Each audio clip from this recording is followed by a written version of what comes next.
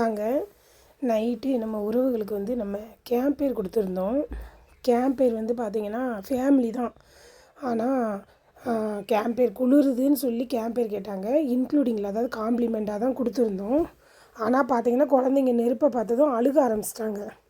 ஆளுக்கு ஒருத்தவங்களை தூக்கி வச்சுட்டு அவங்க என்ன செஞ்சிட்டாங்க, அப்படியே உட்காந்துட்டாங்க. பார்த்துக்கோங்க, என்ஜாய் பண்ணுற மூமெண்ட்டே இல்லை. அடுத்து பார்த்திங்கன்னா காலையில் கிளைமேட்டு நல்லா இருந்துச்சு. பார்த்துக்கோங்க, இன்றைக்கி வந்து இந்த 2 நாளாகவே நல்ல வெயில் தான். எனக்குமே 2 நாளாக உடம்பு சரியில்லை. என்னோடய வாய்ஸுமே கொஞ்சம் பிரேக் ஆகி தான் இருக்கும், அட்ஜஸ்ட் பண்ணிக்கோங்க. இதுக்கு நடுவில் காலையில் ஃபுட் ஆர்டர் வந்து சொல்கிறதுக்காக அவன் ஓடி வர்றான். ஓடி வந்து என்கிட்ட ஃபுட் ஆர்டர் சொல்கிறான். வந்து காலையில் வந்து தோசையும் இட்லியும் கேட்டிருந்தாங்க. அப்போ அவங்ககிட்ட சொல்கிறதுக்கு முன்னாடியே நான் வந்து அவங்கள்ட்ட ஃபுட் ஆர்டர் எடுத்துட்டேன்.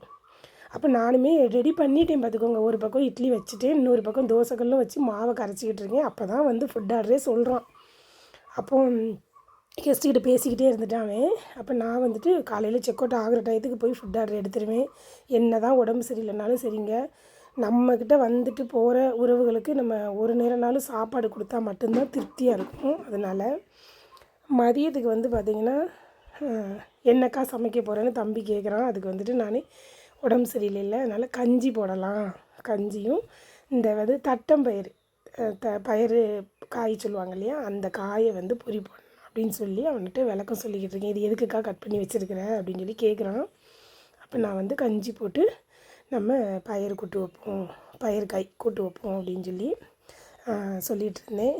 அப்போது அதுக்கு நடுவுலையே நம்ம உறவுகள் வந்து என்ன செஞ்சிட்டாங்க, செக் அவுட்டு ஆகிட்டாங்க. 4 ஹோலி ஹோக்குக்கு இந்த நாங்கள் வந்து ஸ்டே பண்ண வந்திருந்தோம். ரொம்ப எல்லாமே சாப்பாடெலாம் எல்லாமே ரொம்ப நல்லாவே செஞ்சு கொடுத்தாங்க.